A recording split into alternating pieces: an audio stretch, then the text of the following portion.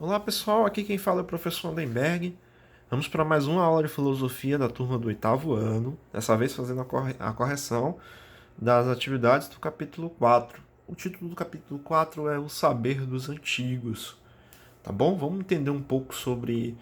Fazer uma reflexão, né, do que a gente discutiu na semana passada, desse conteúdo, agora através da correção das perguntas, né?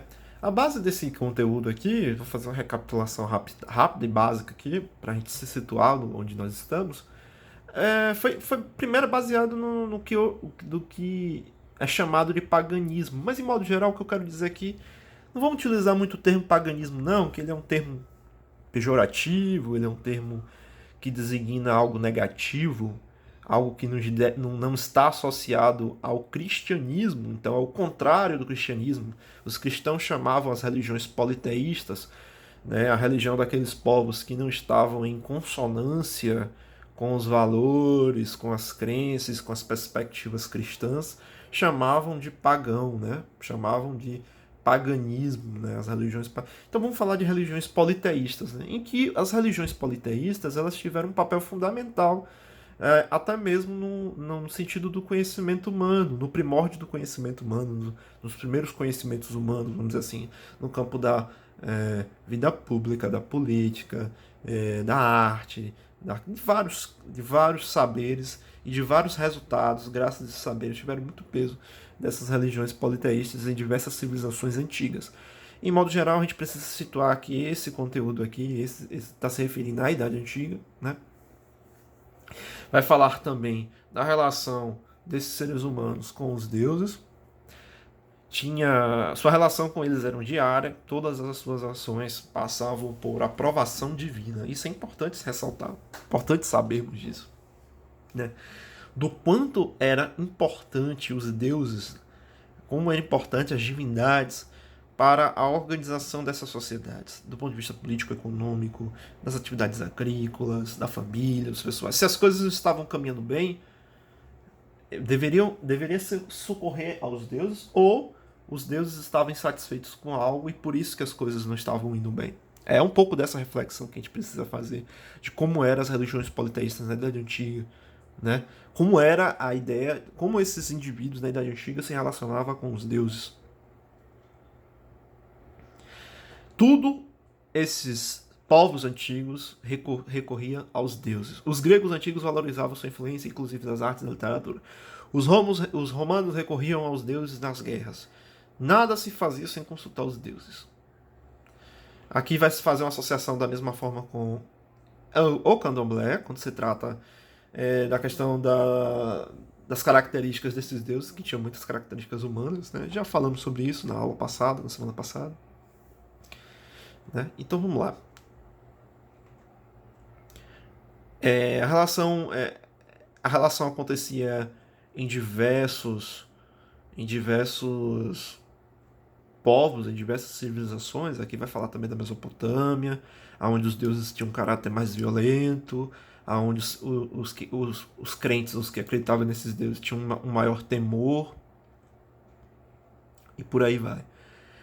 Os ensinamentos, as religiões pagãs e a mitologia do mundo antigo buscavam explicar de onde tinha se originado o universo, o mundo, a vida, a natureza. Ou seja, esse foi a religião pagã, as religiões pagãs, as religiões pagãs não, as religiões politeístas e a mitologia foi a primeira condição de conhecimento humano que estimulou questionamentos da qual era um grande mistério para a humanidade naquele contexto.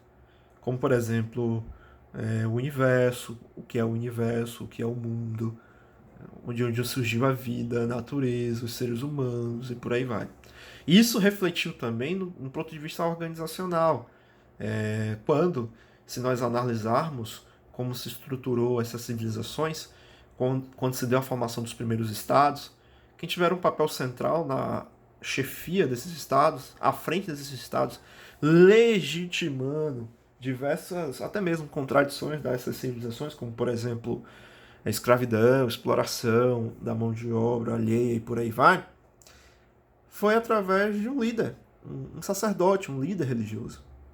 E esse líder religioso, ele chefiava no primeiro momento, ou depois dava a chefia para uma parte da elite. Então vamos lá nessas civilizações antigas. Agora vamos lá para a pergunta, né? Primeira pergunta. Os antigos achavam que sua relação com os deuses era diária e profunda. Você considera a nossa relação com Deus diária e profunda? Por quê? Eu, é, como eu comentei, eu acho que da última vez que eu corrigi. As perguntas podem ter um caráter pessoal, mas elas vão ter uma base, tem a necessidade de todos os alunos terem uma base do conteúdo para tentar minimamente responder de forma plausível, né? Então, por exemplo, os antigos achavam que a relação com os deuses era diária e profunda. Você considera a nossa relação com Deus diária e profunda? Por quê? Se olharmos de forma grosseira, né, não olharmos de forma individual, mas em modo geral, sejamos sinceros, né? A maioria das pessoas elas só se aproximam de Deus principalmente nos momentos de aperto, né? Não agradece diariamente, muitas das vezes não oram diariamente, muitas das vezes não têm fé diariamente. Só em momentos de aperto ou até mesmo em momentos de felicidade que agradece. Mas durante o cotidiano, durante as relações, durante o trabalho, durante o almoço, a janta, o bem-estar, o conforto, qualquer prática do cotidiano, me parece que eu posso estar enganado, mas em modo geral, percebemos que os indivíduos não estão tendo uma relação com Deus diariamente. Fora as exceções, principalmente daqueles que têm que são mais religiosos, né? Por que acontece isso? Eu tenho uma interpretação acerca disso, que é uma reflexão, que é uma reflexão meramente, eu acho que é muito por conta da forma de como, durante muito tempo, foi enxergado Deus, né? Eu acho que a ideia de tratar Deus como algo externo, como algo que você deve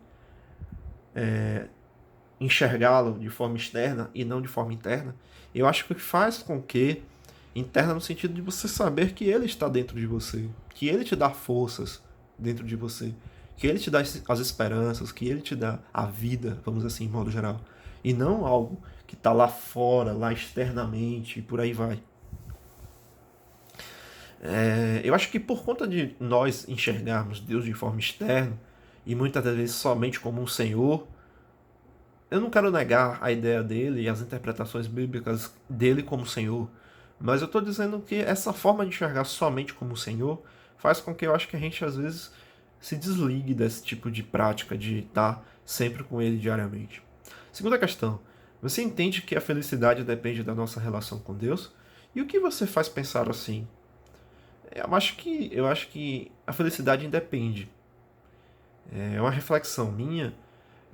Independe da crença ou não, porque a gente precisamos viver, e nós vivemos em uma sociedade onde o diverso é muito grande, onde tem pessoas que acreditam em deuses, orixás, Deus, são ateus e etc. E não necessariamente essas pessoas são infelizes por estarem.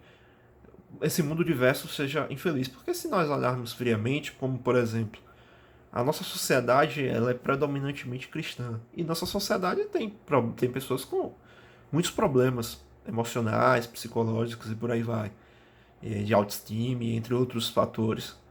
E a maioria desses indivíduos são de uma sociedade cristã e muitas das vezes acreditam em Deus. Então o fator não é simplesmente acreditar em Deus, mas sim a forma de como está se relacionando com Ele. E também devemos ter consciência de que existem pessoas felizes, sim, que são de outras religiões ou não têm religiões. Eu acho que é uma reflexão válida que a gente deve ser levada em consideração. Terceira questão. Você considera como os egípcios antigos que, se tivermos uma boa conduta nesta vida, teremos uma boa vida espiritual? Por quê? Eu acho, eu acho que essa pergunta suscita uma reflexão extraordinária.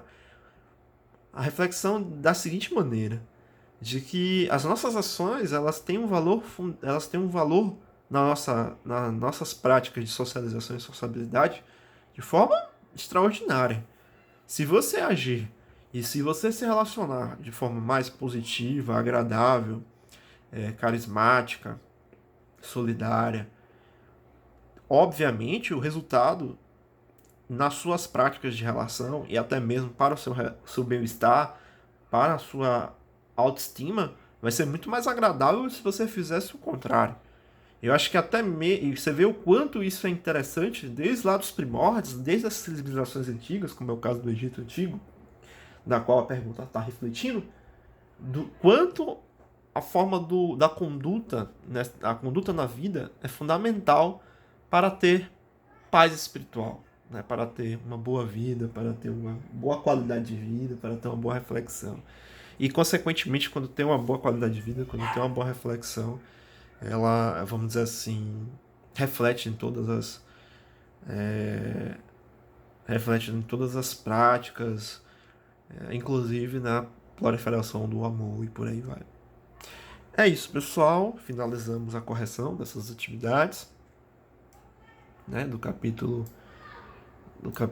4, e na próxima semana nós vamos trabalhar o próximo capítulo.